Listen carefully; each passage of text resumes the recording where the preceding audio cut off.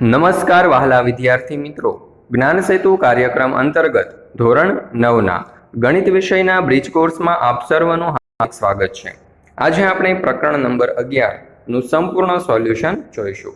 સર્વપ્રથમ આપણે page number 100 પર આપવામાં આવેલા દાખલાઓ જોઈએ। પહેલો દાખલો, બાજુની આકૃતિમાં એક ચોરસ અને એક લંબચોરસ ખેતર તેમના માપ સાથે આપેલા છે। બંને ખેતરોના ક્ષેત્રફળ સમાન છે, તો લંબચોરસ ખેતરની ફરતે વાડ કરવા કેટલી લંબાઈનો તાર જોઈએ? તો બાળ મિત્રો, ચોરસ અને લંબચોરસ બંનેના તમે જોઈ શકો છો અહીં આપણને લંબાઈ આપવામાં આવેલી છે અને બંનેના ક્ષેત્રફળ એવું કીધું છે કે સરખા છે। તો સર્વપ્રથમ આપણે ચોરસનું ક્ષેત્રફળ શોધીએ તો લંબાઈ ગુણ્યા લંબાઈ એટલે કે 50 ગુણ્યા 50, તો જવાબ આવશે 2500 ચોરસ મીટર। હવે આપણને સવાલમાં કહી દીધું હતું કે લંબચોરસનું ક્ષેત્રફળ બરાબર ચોરસનું ક્ષેત્રફળ એટલે કે બંનેના સરખા છે, બરાબર। તો અહીં આપણે લંબચોરસનું ક્ષેત્રફળ બરાબર લંબાઈ ગુણ્યા પહોળાઈ આકૃતિમાં દર્શાવેલ છે। જો કાગળનું માપ 1 સેન્ટીમીટર સ્ક્વેરના ₹2 હોય તો અવનીએ એક કાગળ ખરીદવા માટે કેટલો ખર્ચ કરવો પડશે? અહીં તમે જોઈ શકો છો કાગળનું ચિત્ર આપણને આકૃતિ સાથે દોરીને દર્શાવેલું છે। તો અહીં આકૃતિ એક લંબચોરસ અને બે અર્ધવર્તુળની બનેલી છે, તમે જોઈ શકો। હવે સર્વપ્રથમ આપણે લંબચોરસનું ક્ષેત્રફળ શોધીએ તો લંબાઈ ગુણ્યા પહોળાઈ એટલે કે 25 ગુણ્યા 7 તો 175 સેન્ટીમીટરનો સ્ક્વેર। અહીં વ્યાસ બરાબર 7 છે, ત્રિજ્યા r બરાબર 7/2, તો બે અર્ધવર્તુળનું ક્ષેત્રફળ બરાબર 2 ગુણ્યા પાય r નો સ્ક્વેર એટલે 2 ગુણ્યા 22/7 ગુણ્યા 7/2 ગુણ્યા 7/2 બરાબર જવાબ આવશે 77 સેન્ટીમીટર સ્ક્વેર। હવે આકૃતિનું કુલ ક્ષેત્રફળ કેટલું થશે? તો 175 વત્તા 77 એટલે કે 252 સેન્ટીમીટરનો સ્ક્વેર। તો અવનીને આવા 25 ટુકડાની જરૂર છે। હવે 25 ટુકડાનું ક્ષેત્રફળ તો કે 25 ગુણ્યા 1 ટુકડાનું ક્ષેત્રફળ એટલે 25 ગુણ્યા 252, તો જવાબ આવશે 6300 સેન્ટીમીટર સ્ક્વેર। હવે 1 સેન્ટીમીટર સ્ક્વેર કાગળનો ભાવ ₹2 છે, તો 6300 સેન્ટીમીટર સ્ક્વેર કાગળનો ભાવ બરાબર 2 ગુણ્યા 6300 એટલે જવાબ આવશે 12600। તો આપણે એવું કહી શકીએ કે અવનીને કાગળ ખરીદવા માટે 12600 રૂપિયાનો ખર્ચ કરવો પડશે। ત્યાર પછી પેજ નંબર 103 ઉપર આપવામાં આવેલા દાખલાઓ જોઈએ। એમાં પહેલું, એક સમલંબ ચતુષ્કોણની બે સમાંતર બાજુઓના માપ 20 સેન્ટીમીટર અને 40 સેન્ટીમીટર છે, તો આ બાજુઓ વચ્ચેનું લંબ અંતર 24 સેન્ટીમીટર છે। તો આ સમલંબ ચતુષ્કોણનું ક્ષેત્રફળ શોધો। તો આકૃતિ તમને બાજુમાં આપેલી છે, તમે જોઈ શકો છો। હવે સમલંબ ચતુષ્કોણ ABCD નું ક્ષેત્રફળ બરાબર 1/2 ગુણ્યા ઊંચાઈ ગુણ્યા કૌંસમાં AB વત્તા CD, તો 1/2, ત્યાર પછી ઊંચાઈ 24 આપેલી છે અને કૌંસમાં AB 20 છે અને CD 40 છે, તો 1/2 ગુણ્યા 24 છે 12 અને 20 વત્તા 40 એટલે 60, તો 12 ગુણ્યા 60 એટલે જવાબ આવશે 720 સેન્ટીમીટરનો સ્ક્વેર। ત્યાર પછી બીજું, એક સમબાજુ વિકર્ણોના માપ 5 સેન્ટીમીટર અને 10 સેન્ટીમીટર છે, તો આ ચતુષ્કોણનું ક્ષેત્રફળ શોધો। તો સમબાજુ ચતુષ્કોણનું ક્ષેત્રફળ બરાબર 1/2 ગુણ્યા વિકર્ણોનો ગુણાકાર, તો 1/2 ગુણ્યા 5 ગુણ્યા 10 એટલે જવાબ આવશે 25 સેન્ટીમીટરનો સ્ક્વેર। ત્યાર પછી પેજ નંબર 104, 105 ઉપર આપેલા દાખલાઓ, એક નળાકારની ત્રિજ્યા 8 સેન્ટીમીટર છે અને ઊંચાઈ 35 સેન્ટીમીટર છે। હવે આ નળાકાર ઉપરથી ખુલ્લો રાખવાનો છે, તો નળાકાર બનાવવા માટે કેટલું પતરું જોઈએ? તો નળાકાર બનાવવા માટે જરૂરી પતરું બરાબર નળાકારના પાર્શ્વપૃષ્ઠોનું પૃષ્ઠફળ વત્તા નીચેના વર્તુળનું ક્ષેત્રફળ। તો સૂત્ર શું આવશે? નળાકારના પાર્શ્વપૃષ્ઠોનું પૃષ્ઠફળ તો કે 2πrh અને નીચેના વર્તુળનું ક્ષેત્રફળનું સૂત્ર આવશે πr નો સ્ક્વેર।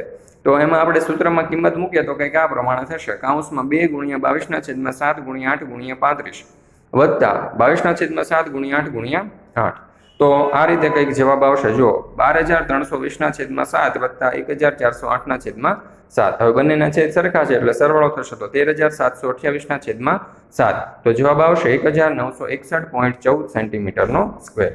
ત્યાર પછી બીજો દાખલો જોઈએ। ફળો ભરવાની એક લાકડીની પેટીની લંબાઈ 115 સેન્ટીમીટર, પહોળાઈ 75 સેન્ટીમીટર અને ઊંચાઈ 35 સેન્ટીમીટર છે, તો આ બંધ લાકડાના પેટી બનાવવા કેટલું લાકડું વપરાશે? તો જો L બરાબર 115 સેન્ટીમીટર છે, અહીં તમે આકૃતિની અંદર દર્શાવેલું છે, જોઈ શકો છો। B 75 સેન્ટીમીટર છે અને H 35 સેન્ટીમીટર છે, તો લંબઘન લાકડાની પેટીનું કુલ પૃષ્ઠફળ બરાબર 2 કૌંસમાં LB વત્તા BH વત્તા LH, તો 2 કૌંસમાં 115 ગુણ્યા 75 વત્તા કૌંસમાં 75 ગુણ્યા 35 વત્તા 35 ગુણ્યા 115, તો 2 કૌંસમાં 8625 વત્તા 2625 વત્તા 4025, તો 2 ગુણ્યા 15275 એનો ગુણાકાર કરી તો જવાબ આવશે 30550 સેન્ટીમીટરનો સ્ક્વેર। તો અહીં આપણે કહી શકીએ કે બંધ લાકડાની પેટી બનાવવા માટે 30550 સેન્ટીમીટર લાકડાનો વપરાશ થશે। ત્યાર પછી ત્રીજો દાખલો, એક એવા ઘનની બાજુનું માપ શોધો કે જેનું પૃષ્ઠફળ 1350 સેન્ટીમીટર સ્ક્વેર હોય. તો સમઘનનું કુલ પૃષ્ઠફળ બરાબર 6 ગુણ્યા એક બાજુનું માપ. હવે કુલ પૃષ્ઠફળ આપ્યું છે 1350 બરાબર 6 ગુણ્યા બાજુનું માપ. તો બાજુના માપનો સ્ક્વેર બરાબર 1350 ના છેદમાં 6 છે તે બરાબરની આગળ જશે. તો બાજુનું માપ સ્ક્વેર બરાબર ભાગાકાર કરીએ તો 225. હવે બાજુનું માપ નો સ્ક્વેર આપણે કાઢી નાખીએ તો 225 વર્ગમૂળમાં જશે અને વર્ગમૂળમાંથી 225 ને દૂર કરીએ તો 15 સેન્ટીમીટર જવાબ આવશે. ત્યાર પછી 106 પેજ નંબર ઉપર આપવામાં આવેલો પહેલો દાખલો જુઓ. એક ટાંકીના માપ 5 સેન્ટીમીટર, 3 મીટર અને 2 મીટર છે. તો આ ટાંકીમાં 1000 લીટર ક્ષમતા ધરાવતી કેટલી ટાંકી ભરી શકાય? તો સર્વપ્રથમ તો ટાંકીનું ઘનફળ શોધવું પડશે. 5 મીટર ગુણ્યા 3 મીટર ગુણ્યા 2 મીટર એટલે 30 મીટરનો ઘન. હવે આપણે જાણીએ છીએ કે 1 મીટરનો ઘન બરાબર 1 લીટરનો ઘન બરાબર 1000 લીટર. તો ટાંકીનું ઘનફળ બરાબર 30 ગુણ્યા 1000 એટલે કે 30000 લીટર. તો 1000 લીટર ક્ષમતાવાળી ટાંકીની સંખ્યા શોધવા માટે આપણે 30000 ભાગ્યા 1000 કરવા પડશે તો જવાબ આવશે 30. એટલે આમ 1000 લીટર ક્ષમતા ધરાવતી 30 ટાંકી ભરી શકાય. ત્યાર બીજો દાખલો. ગ્રામજનોએ સ્વૈચ્છિક ફાળો કરીને એક કૂવો ખોદવાનું નક્કી કર્યું. કૂવાની ઊંડાઈ 14 મીટર અને ત્રિજ્યા 5 મીટર છે. જો કૂવો ખોદવાની મજૂરી 75 પ્રતિ ઘન મીટર હોય તો કૂવો ખોદવાનો ખર્ચ શોધો.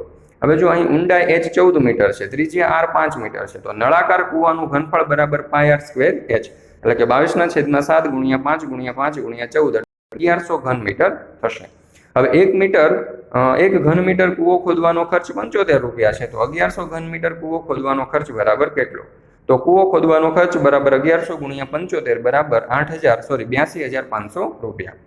ત્રીજો દાખલો જોઈએ. 8 સેન્ટીમીટર ઘનફળ ધરાવતો ઘન બનાવવા માટે 0.5 સેન્ટીમીટર ઘનના કેટલા ઘનની જરૂર પડે? તો જરૂર પડતા ઘનની સંખ્યા બરાબર કુલ ઘનફળના છેદમાં ઘન બનાવવા માટે વપરાતા નાના ઘનનું ઘનફળ એટલે 8 ના છેદમાં 0.5. તો જવાબ આવશે 16. આમ 8 સેન્ટીમીટર ઘનફળ ધરાવતો ઘન બનાવવા માટે 0.5 સેન્ટીમીટર ઘનના 16 ઘનની જરૂર પડશે. તો બાળ મિત્રો, આ યુનિટનો એટલે કે આ ચેપ્ટરનો ધ્યાનપૂર્વક અભ્યાસ કરવા બદલ ખૂબ ખૂબ આભાર. જો તમારે આવા જ બીજા ચેપ્ટરના સોલ્યુશન્સ જોઈતા હોય તો કમેન્ટ બોક્સની અંદર જરૂર જણાવજો. ફરી મળીશું આપણે એક નવા ચેપ્ટર સાથે, એક નવા વિડીયો સાથે.